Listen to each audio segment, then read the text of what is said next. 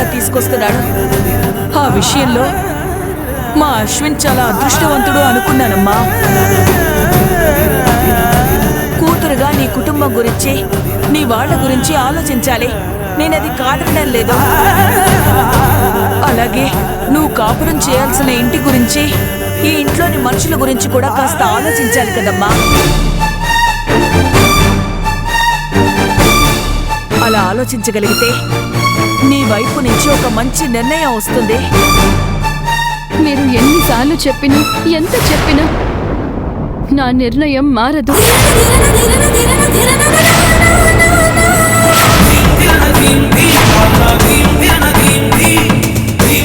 నా నిర్ణయం నేను చెప్పాను.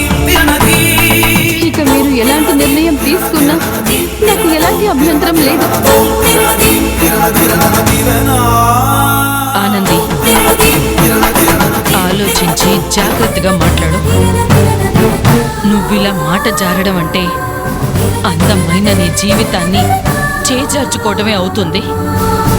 నీ బాధేంటో, నీ సమస్య ఏంటో, నువ్వెందుకు ఇలాంటి మాటలు అంటున్నావో నాకు తెలుసు. అందుకే మళ్ళీ మళ్ళీ చెప్తున్నాను, ఒక్క క్షణం నీ జీవితం గురించి ఆలోచించి మాట్లాడు. నా జీవితం గురించి ఆలోచించి మాట్లాడడానికి ఏమీ లేదు. నా కుటుంబమే నాకు ముఖ్యం.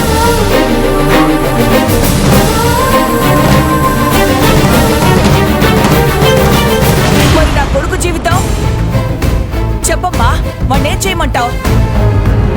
వాడికి పెళ్లి కాకపోయినా పర్వాలేదు అని అలా వదిలేమంటావా? తల్లిగా నేను అలా ఉండగలనా?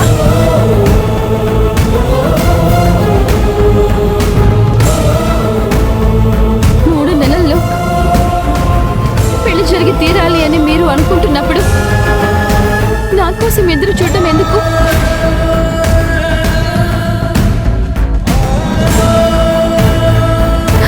మీ కొడుక్కి ఒక మంచి అమ్మాయిని చూసి పెళ్లి చేయండి.